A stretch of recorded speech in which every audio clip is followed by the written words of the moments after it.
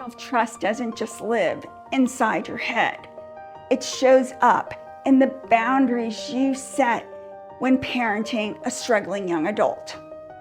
This week, we're talking about something deeper than internal steadiness. We're talking about behavioral self-trust. Not just how calm you feel, but how clearly you act. Because trusting yourself isn't just about what you believe, it's about what you hold. In the first 2 weeks this month, we talked about rebuilding self-trust and holding onto it under pressure. But here's where it gets real. Self-trust isn't fully formed until it shows up in your behavior. You can feel calm internally and still collapse your boundary externally. You can feel grounded and still over-explain, still over-function, still rescue, still escalate.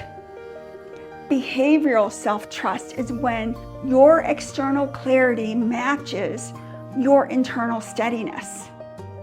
That's the work. Boundaries get hardest when your young adult pushes back, guilt rises, progress is slow, or nothing appears to be changing. For me, that is when anxiety whispers, maybe I should soften, maybe I should fix, maybe I need to push harder. And suddenly, you're no longer holding a boundary, you're managing discomfort. This is where the shift in you has to take hold. There are usually two ways parents lose trust in the boundary they're trying to hold. We collapse or we control. Perhaps you know this well. Collapsing looks like softening limits after pushback, reversing decisions because of guilt, over-explaining until clarity disappears. Or maybe you are, like me, controlling, which looks like tightening consequences when growth is slow, escalating to force movement, attaching your worth to their progress. Both come from the same place: anxiety, fear. Collapsing tries to reduce discomfort.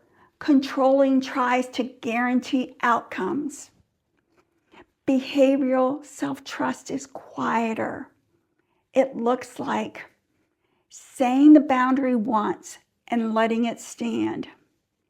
Feeling guilt and not reversing course. Watching slow growth and not escalating to force speed. Responding consistently even when the moment is charged. It doesn't look dramatic.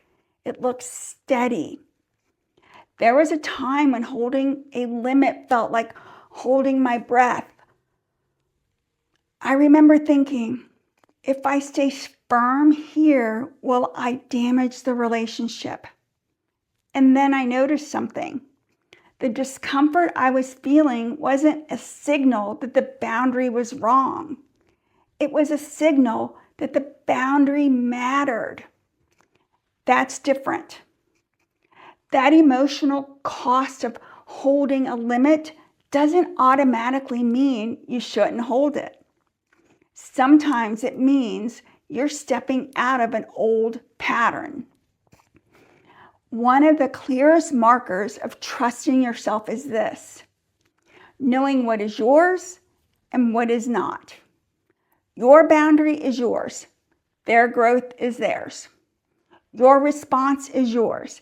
Their reaction is theirs. When you blur that line, anxiety takes over. When you clarify that line, trust in yourself strengthens.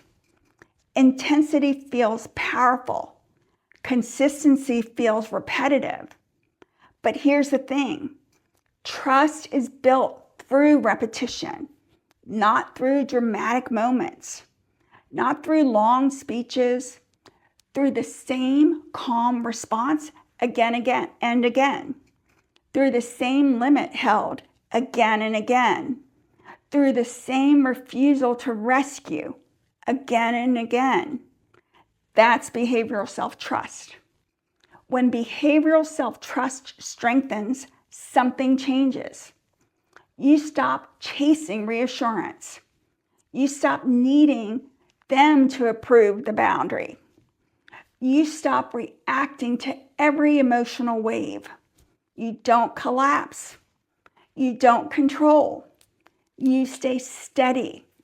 And that steadiness builds trust in them and in yourself.